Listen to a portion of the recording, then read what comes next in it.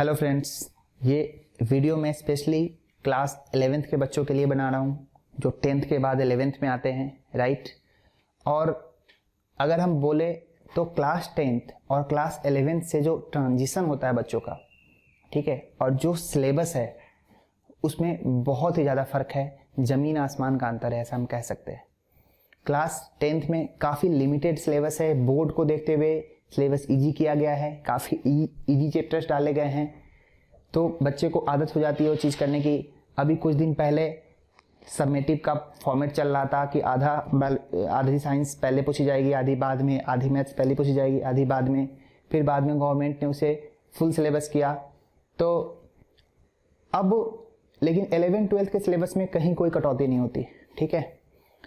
Even ये देखा जाता है कि 12th के चैप्टर्स कम करके 11th में ही डाले जाते हैं, ठीक है।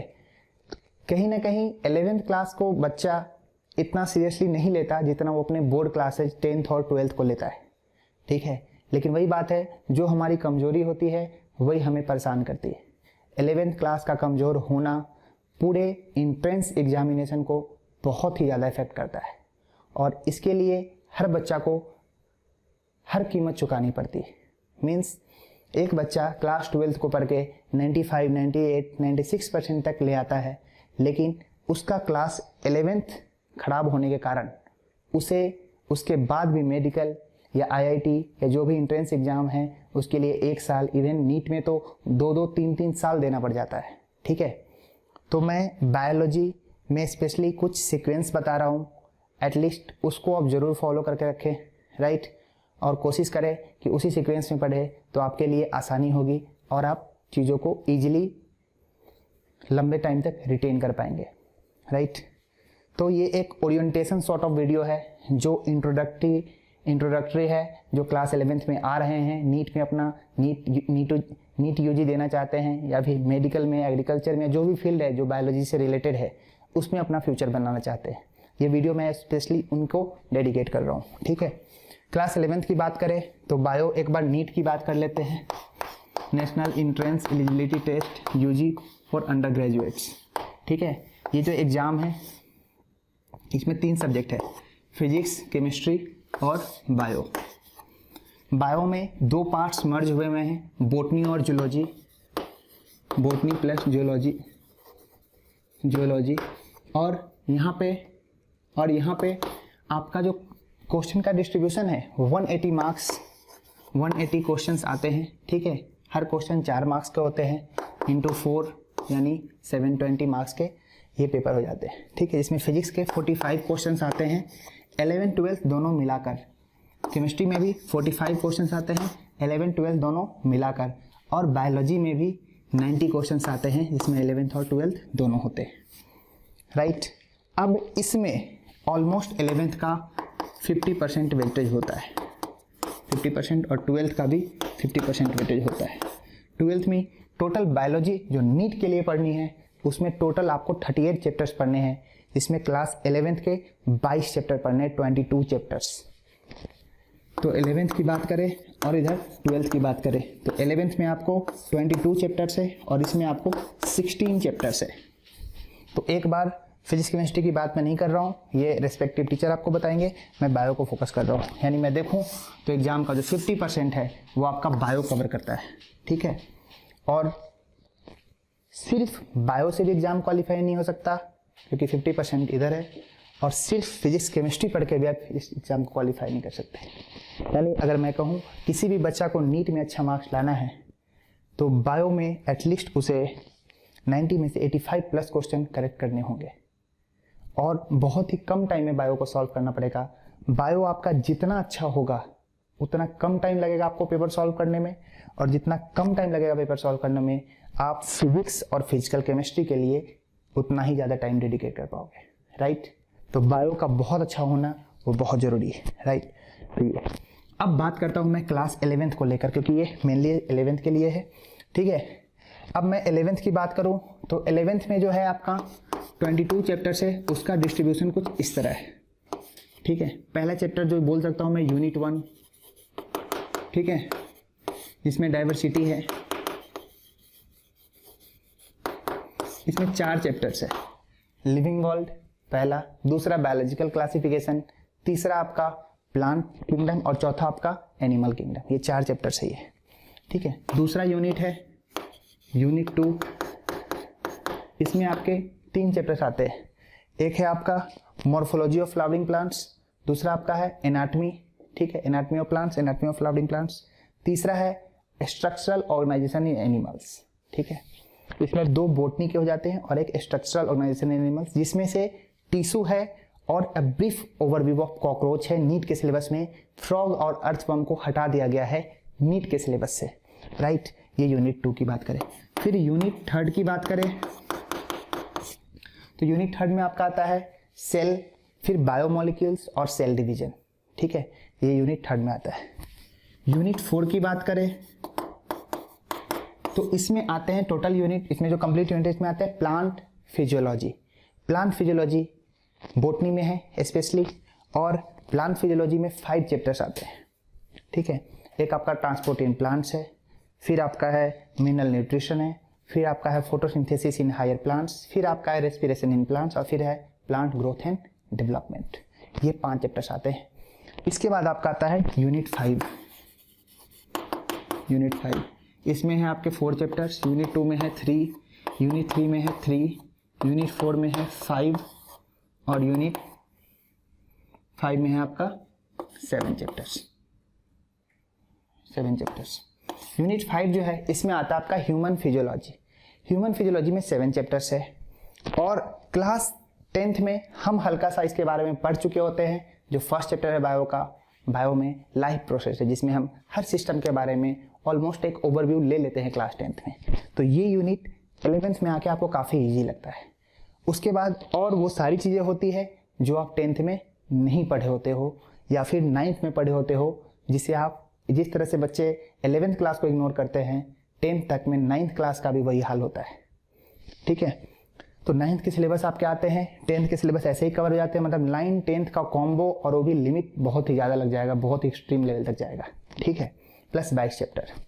इसमें से तो कुछ चैप्टर्स ऐसे भी हैं जिनमें काफ़ी ज़्यादा चीज़ें पढ़नी है, ठीक है, और बच्चे स्टार्टिंग में बहुत ही अच्छी एनर्जी के साथ स्टार्ट करते हैं, लेकिन इसे बोलते हैं कि इनिशिएटिव सारा लेते हैं, लेकिन फिनिश लाइन तक बहुत कम बच्चे पहुंच पाते हैं। मतलब उसको वो फिनिशिएटिव में कन्वर्ट नहीं कर पाते हैं, फिनिश करने के इनिशिएटिव नहीं रखते कि हाँ मुझे पूरे के पूरे 22 चैप्टर्स पे कमांड होनी चाहिए।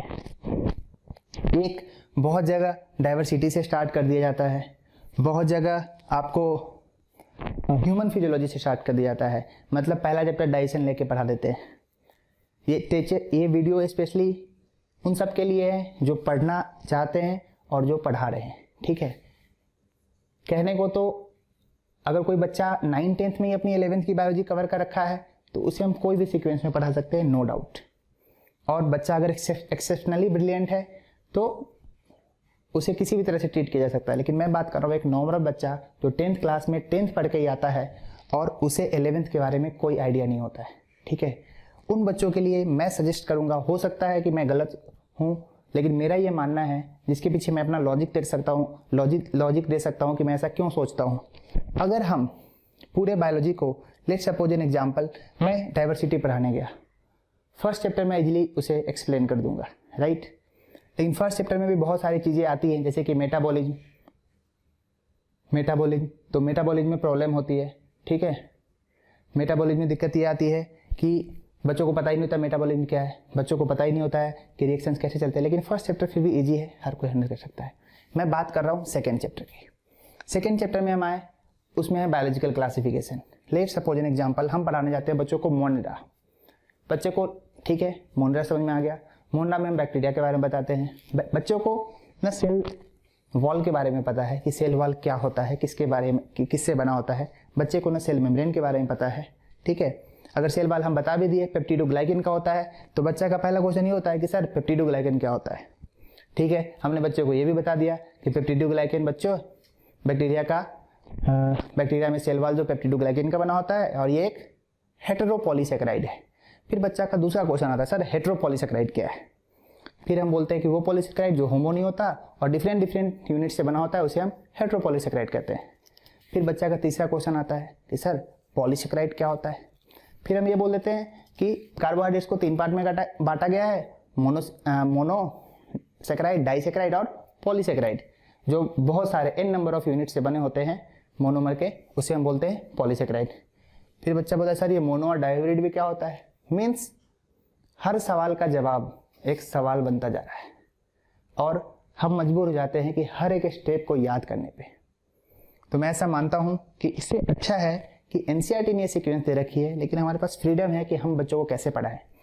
तो हम इस चैप्टर्स को बाद के लिए रख के एग्जैक्टली और हम इसे बाद में कराएं। तो बात यह है कि ऐसे अगर बाद में करेंगे तो पहले क्या करेंगे, वो कौन सा चैप्टर जो पहले किया जाना चाहिए। देखिए इवोल्यूशन जो हुआ है वो इस तरह हुआ है कि लाइफ जो अर्थ पे आई है वो केमिकली इवॉल्व हुआ है।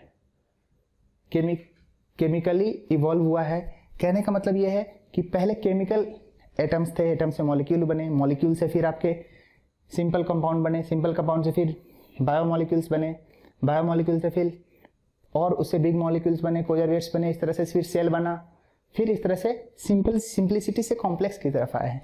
तो क्यों ना हम ऐसा चीज चैप्टर चूज करें जो कि चीज़ों को एक्सप्लेन कर रहा हो, जिसका यूज हर जगह हो। Let's take an example. मेरा मानना है कि सबसे पहले जो बायो में पढ़ाया जाए चैप्टर जो पढ़ाया जाना चाहिए वो है बायोमॉलिक्यूल्स। बायोमॉलिक्यूल्स वो बेस है जिससे बायोलॉजी का हर चैप्टर कनेक्ट होता है, अगर कोई कनेक्ट करना चाहे तो। ठीक है, जैसे कार्बोहाइड्रेट्स में सिंपल बच्चा कार्बन एंड कंपाउंड क्लास 10 से पढ़ के आया है और वो कार्बोहाइड्रेट्स में बिल्कुल समझ सकता है कि हाँ कैसे CH2O बॉन्ड आपस में मिलते हैं और कार्बन का स्ट्रक्चर बन सकता है और डिफरेंट चीजें बनती है। प्रोटीन्स बच्चा इजीली अंडरस्टैंड कर सकता है कि हाँ एमिनो एसिड का स्ट्रक्चर हम पढ़ा सकते हैं। ठीक है, फिर लिपिड्स, और लिपिड में हम ये बता सकते हैं कि हाँ लिपिड क्या होते हैं, फैटी एसिड क्या होते हैं, ये सारी चीजें हम बता सकते हैं। फिर न्यूक्लिक एसिड, DNA और RNA के बारे में, और इस तरह से 4 ये चीजें, प्लस एंजाइम्स जो कि इस चैप्टर का पार्ट है, प्लस वाटर के बारे में दिया हुआ है। तो अब कोई भी फॉरेन राइटर के बुक देखेंगे तो उनमें बायो पढ़ाने से पहले हर जगह बेसिक्स केमिस्ट्री पढ़ाई गई है कि हाँ जिसमें बच्चों को एटम के बारे में पता हो जाए, बच्चों को नॉर्मल फोर्सेज के बारे में पता हो जाए, बच्चों को बायोमॉलिक्यूल्स बताया गया है कि हाँ ये चीजें होती है और इन्हीं से मिलकर सारी चीजें बनती है, क्योंकि इवोल्यूशन भी कुछ इसी तरह से हुआ है। ठीक है, तो अगर हम बायोमॉलिक्यूल्स पढ़ा देते हैं, ठीक है, जो फर्स्ट चैप्टर है जो काफी इंपॉर्टेंट है, उसके बाद हम मूव ऑन कर सकते हैं सेल की तरफ, और इसका बेनिफिट भी मिलता है। सेल मेम्ब्रेन जब हम पढ़ाने जाते हैं तो वहां पे हमें नहीं बताना पड़ता कि हाँ लिपिड क्या होता है, क्योंकि जैसे हम पढ़ाते हैं फॉस्फोलिपिड, बच्चा समझता है हाँ लिपिड में तो हमने पढ़ा था कि फॉस्फोलिपिड क्या होता है, वहीं पे हमें पता होता है प्रोटीन क्या होता है। फिर हम इजीली एक्सप्लेन कर सकते हैं कि हाँ सेल मेम्ब्रेन में फॉस्फोलिपिड है, प्रोटीन है और कार्बोहाइड्रेट्स है। तो इससे हमें हेल्प मिलता है और हमें ज्यादा एक्सप्लेन नहीं करना पड़ता है, बच्चा खुद ब खुद उसे लिंक करता हुआ चला जाता है। राइट, उसके बाद आप सेल डिवीजन करा दीजिए, एक यूनिट क्लोज जाएगा। ये यूनिट सबसे पहले किया जाना चाहिए चाहे कहीं भी हो, अगर बायोलॉजी को हमें समझ के पढ़ना है। नहीं तो बायो ऐसे भी लोगों ने इसे बदनाम करना है, बायो में रटना है, लेकिन ऐसा कुछ नहीं है। ठीक है, आप अगर समझने की कोशिश करोगे और सामने वाला समझाने वाला होगा तो जरूर समझ में आएगा। फिर ये यूनिट हम सबसे पहले करना चाहिए, और ये कॉमन यूनिट है, ना ये बॉटनी में आता है, ना ये जूलॉजी में आता है, भले ही हम जिसमें बांटते हैं, ये हर जो भी botany, zoology, microbiology, biochemistry, biotechnology, सब में ये चीजें पढ़ाई जाती है। बेसिक है, ये बेसिक साइंस बोलते हैं इसे। इसके बाद हम मूव कर सकते हैं बॉटनी की तरफ और जूलॉजी की तरफ। बॉटनी में या तो हम ये 3 यूनिट करके हम अगर प्लांट फिजियोलॉजी कर ले, फिर प्लांट एनाटॉमी कर ले, मॉर्फोलॉजी कर ले और देन डाइवर्सिटी कर ले, तो ये हमारा पूरा बॉटनी खत्म हो जाता है 11th का।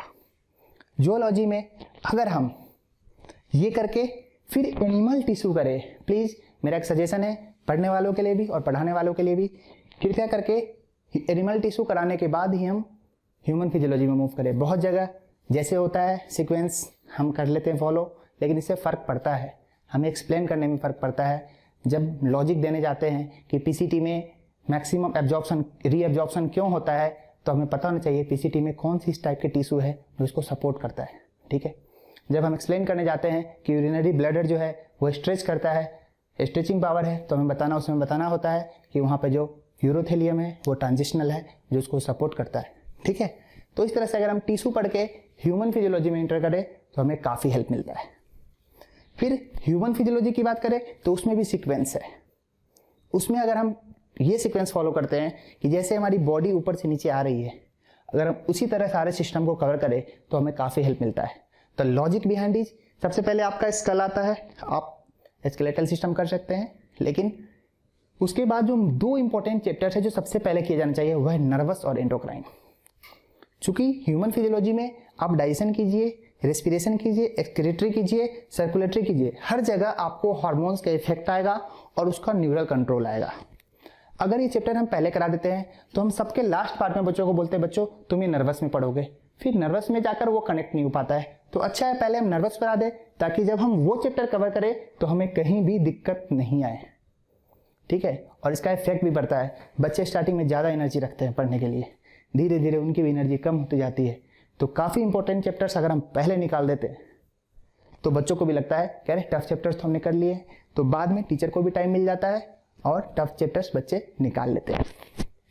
ये मैंने बता दिया पूरा सीक्वेंस आपको, बॉटनी और जूलॉजी को। ये 3 चैप्टर्स प्लीज आप करना, और ये जान है बायोलॉजी की, हर चीज़ें हर जगह आपको ये चीज़ें एक्सप्लेन करनी पड़ेगी। अच्छा, एक क्वेश्चन मैं और भी बताना चाहता हूँ। एक बच्चा पूरा 11th कर लिया, उससे नहीं संभला क्लास 11th क्योंकि 22 चैप्टर है। बिलीव मी, 12th क्लास के 16 चैप्टर, उसमें से 2-3 चैप्टर तो ऐसे हैं कि 2 दिन में आप उसको कवर कर सकते हो, लेकिन 11th क्लास में एक भी ऐसा चैप्टर नहीं है जिसको हम लाइटली ले सकते हैं और जिसको हम 1-2 दिन में इजीली निकाल सकते हैं। हर चैप्टर को 11th में जब बच्चे आते हैं उनको टाइम देना पड़ता है और उसे एक अच्छे तरीके से प्रिपेयर करना पड़ता है, ठीक है। तो उसके लिए 11th का सिलेबस बहुत ही ज़्यादा हो जाता है और बहुत ही टाइम टेकिंग है, प्लस बहुत ज़्यादा कॉन्सेप्चुअल भी है। ह्यूमन फिजियोलॉजी, प्लांट फिजियोलॉजी बहुत ज़्यादा कॉन्सेप्चुअल पार्ट है। पूरा सेल डिवीजन जो कि काफ़ी इंपॉर्टेंट है। सेल डिवीजन जितना अच्छा होगा आपको जेनेटिक्स में उतना हेल्प मिलता है समझने में चीज़ों को, ठीक है।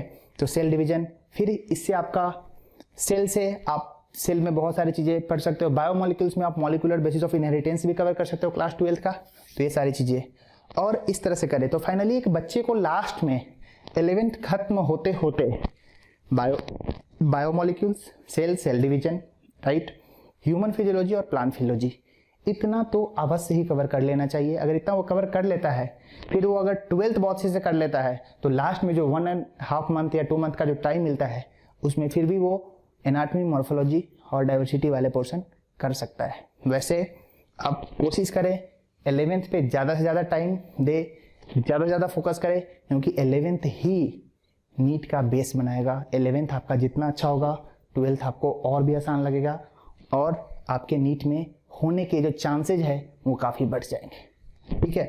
तो बायो के लिए स्पेशली मैं बात करूँ तो बायो 11th का काफ़ी इंपॉर्टेंट है और 22 चैप्टर है, लेकिन क्वेश्चंस इक्वल रेशियो में आते हैं। तो 22 चैप्टर से कम क्वेश्चन ही आ रहे एक तरह से, क्योंकि 16 से वहाँ ज़्यादा, 16 से चैप्टर कम है लेकिन क्वेश्चन ऑलमोस्ट 50 इक्वल रेशियो में आते हैं, ठीक है। तो ये 11th के लिए प्लानिंग करें और 2 बुक मैं सजेस्ट करूंगा अपनी तरफ से, उसे जरूर पढ़े।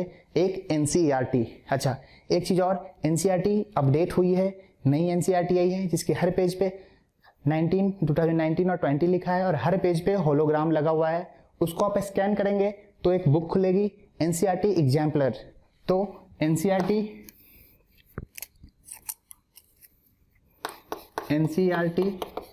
ये जरूर करना है 11th का, वो भी 1920 एडिशन वाला, और जिसके हर पेज पे इस तरह से बारकोड बना हुआ है, ठीक है। हर लेसन पे बारकोड बना हुआ है। प्लस इसी की एक और बुक आती है NCERT एग्जाम्पलर, ये आप जरूर ले। ये दोनों बुक NCERT की है और बहुत बुक है, 90 में से 85 क्वेश्चन नीट के इस बुक से आती है और ये दोनों बुक अवश्य ले। और एग्जाम्पलर आप NCERT का जो एडिशन आता है वही ले, ठीक है।